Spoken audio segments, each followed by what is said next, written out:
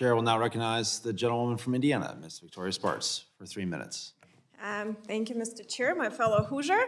I'll be brief, and I think this committee needs to do a very important job, and unfortunately, we are not. We can talk about balancing something. Congress hasn't even tried to balance anything for a while.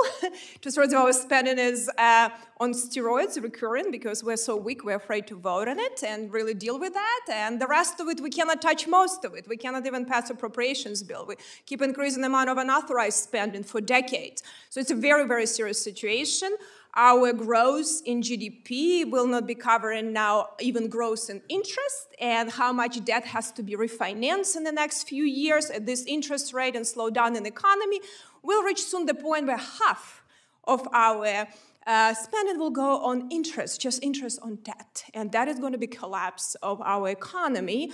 And the only way to solve it will be, if we continue punting these issues, it's double taxes on the middle class, because everyone here is afraid to reform anything. So doubling taxes in the middle class, which paid roughly about, if you add all taxes, 50%, now probably you'll get to 80%, will have socialism. And unfortunately, we had lots of discussions, lots of good things, and I appreciate your committee had hearing on that commission recently.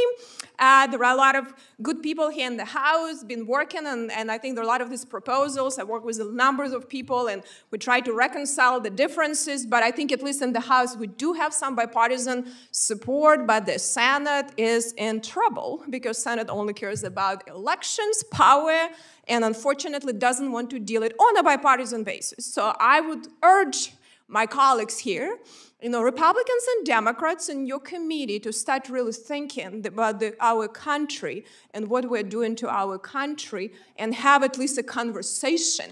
Our debt, our credit rating was downgraded just because we're even not willing. We're so weak and worthless here that not willing to have a serious conversation that will be destructive for so many people. And inflation will destroy middle class in our country, and opportunities for people on lower income and people on fixed income. So I think this is a very serious national security crisis.